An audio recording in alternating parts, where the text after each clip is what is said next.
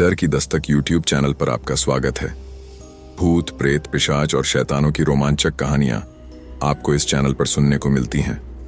अगर आपको ऐसी ही वीडियोस देखना पसंद है तो हमारे इस चैनल को सब्सक्राइब करना ना भूलें। तो हेडफोन लगा लें, कमरे की लाइट्स ऑफ कर लें, क्योंकि ये वक्त हो रहा है डरने का। चलिए अब कहानी शुरू करते हैं। साल 2014 की बात है। जयपुर के बाहरी इलाके में एक पुराना इंजीनियरिंग कॉलेज था, आरपी इंस्टीट्यूट ऑफ टेक्नोलॉजी। कई सालों से सुनसान पड़ा एक हॉस्टल ब्लॉक अचानक फिर से खोला गया था। नए छात्रों के लिए कमरा तय हुआ और उनमें से एक था आदित्य, बीटेक का फर्स्ट ईयर स्टूडेंट। आदित्य पढ़ने में ठीक था, लेकिन उसमें एक कमी थी। उसे भूतों पर विश्वास नहीं था। जब भी कोई डरावनी कहानी सुनाता, वो हंसकर कहता, भूत वूत कुछ नहीं होते, सब दिमाग का खेल है। उसका रूम नंबर था 309।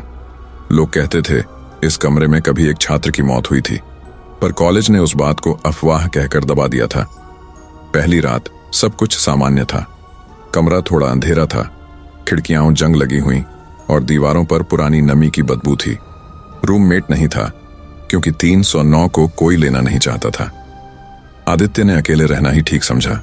रात के करीब 1 बजे उसने लाइट बंद की और सो गया। कुछ देर बाद उसे लगा जैसे कोई दरवाजा धीरे धीरे खुल रहा हो, शायद हवा से। उसने सोचा और करवट बदल ली। फिर थक थक थक 3 आवाजें बिल्कुल उसके बेड के पास से। उसने आंखें खोली, कोई नहीं। फिर से आंखें बंद की और इस बार उसके कान के पास किसी ने फुसफुसाया, यह मेरा कमरा है। आदित्य झटके से उठा, टॉर्च ऑन की। कमरे में कोई नहीं था, सिर्फ एक पुराना आईना दीवार पर टंगा हुआ, जिस पर धुंध जमी थी। उसने राहत की सांस ली, मगर आईने में उसने कुछ देखा। अपने पीछे एक धुंधली आकृति। वो पलटा, कुछ नहीं। फिर जब वापस आईने में देखा तो वो आकृति और पास आ गई थी। उस रात वो बाहर जाकर कॉरिडोर में सो गया। अगले दिन दोस्तों ने पूछा, कहाँ सोया था तू? आदित्य ने हंसते हुए कहा, कमरे में अजीब आवाजें थीं, मजाक लग रहा था। तभी एक सीनियर बोला, भाई 309 मत रहना, वहां पहले विवेक नाम का लड़का रहता था। 2010 में उसने पंखे से लटक कर खुदकुशी कर ली थी। कहानी थी कि विवेक का एक जूनियर उसकी रैगिंग से तंग था। रात को किसी झगड़े के बाद वो मर गया और तब से 309 में अक्सर रात 1:15 पर कोई फुसफुसाता है, ये मेरा कमरा है। आदित्य ने फिर हंसकर कहा, बकवास, मैं डरने वाला नहीं। उस रात आदित्य ने कैमरा चालू कर दिया। अगर कुछ है तो रिकॉर्ड हो जाएगा, उसने कहा। उसने लाइट बंद की और बिस्तर पर लेट गया। रात के 1:14 पर कैमरे की टाइमिंग में हल्का ग्लिच हुआ। 1:15 पर दरवाजा अपने आप खुला। कोई अंदर आया, या यूं कहो कोई चीज अंदर आई। कैमरे में हल्की परछाई दिख रही थी। आईने के पास एक साया ठहर गया, लंबा, दुबला और बिल्कुल शांत। फिर कमरे की लाइट अपने आप ऑन हुई और फिर ऑफ। आदित्य जागा और डर के मारे कैमरे की स्क्रीन देखी। रिकॉर्डिंग एरर लिखा था। अचानक उसकी अलमारी का दरवाजा खुद खुला। अंदर से एक लाल धागा गिरा, जिस पर पुराने खून जैसे निशान थे। फिर वही आवाज, मेरा धागा लौटा दो। अगले दिन वो वार्डन के पास पहुंचा। सर, कमरे में कुछ अजीब हो रहा है। वार्डन ने गंभीर चेहरा बनाया।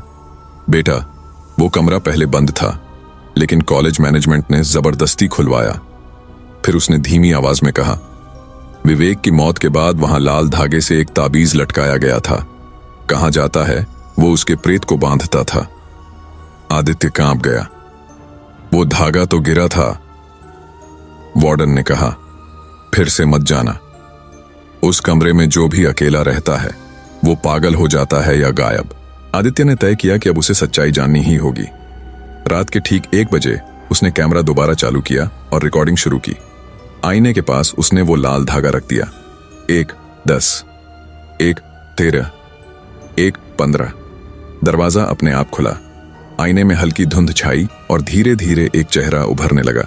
काले घेरे वाली आंखें, सूजे होंठ और नीले पड़े गाल। वो चेहरा बोला, तुमने मेरा धागा छुआ। आदित्य चीखा, कौन हो तुम? विवेक। आईना कांपा। कमरे की दीवारों से आवाज आने लगी, 309, 309। बिस्तर अपने आप हिलने लगा। वो भागने को हुआ, मगर दरवाजा बंद। लाइट फटफट करके बुझ गई। अब सिर्फ कैमरे की रेड लाइट जल रही थी। फिर आईने से वो हाथ बाहर निकला, सूझा हुआ नीला हाथ। आदित्य ने पीछे हटते हुए दीवार से टक्कर मारी। मुझे छोड़ दो, मेरा कमरा छोड़ दो। हवा भारी हो गई, सांस लेना मुश्किल। फिर एक जोरदार धमाका हुआ, आईना टूट गया। सुबह जब हॉस्टल के बाकी लड़के उठे, उन्होंने देखा कि 309 का दरवाजा आधा खुला था। अंदर सब बिखरा पड़ा था, टूटी मेज, गिरे हुए कपड़े और आईने के टुकड़े। कमरा ठंडा था, जैसे अंदर अभी अभी बर्फ गिराई हो। आदित्य वहां नहीं था, सिर्फ उसका कैमरा पड़ा था। जब फुटेज चलाई गई, आखिरी फ्रेम में आदित्य की चीख सुनाई दी और फिर अंधेरा। फिर कैमरे के कोने में हल्के से शब्द चमके, he is mine now. Police बुलवाई गई। उन्होंने कमरे को सील कर दिया। कहा गया कि आदित्य भाग गया या किडनैप हो गया, पर हॉस्टल वालों का मानना था वो अब भी वहीं है, क्योंकि अगले हफ्ते जो भी लड़का 309 के पास गया, उसे दरवाजे के पीछे से वही आवाज सुनाई दी, यह मेरा कमरा है। 2019 में कॉलेज बंद हो गया। हॉस्टल अब पूरी तरह वीरान है। सिर्फ चौकीदार रह गया, राम सिंह, जो वहां की देखरेख करता है। उसने बताया, हर महीने की 13 तारीख को रात 1:15 पर 309 का बल्ब अपने आप जलता है। अंदर कोई नहीं होता, पर खिड़की पर किसी की परछाई दिखती है। वो कहता है, मैंने खुद देखा है, कभी कभी एक लड़का और एक साया साथ खड़े होते हैं और आईने में कोई दूसरा चेहरा हंसता है। 2021 में जब कॉलेज का एक पुराना गार्ड मरने से पहले अस्पताल में था, तो उसने पुलिस को एक बात बताई।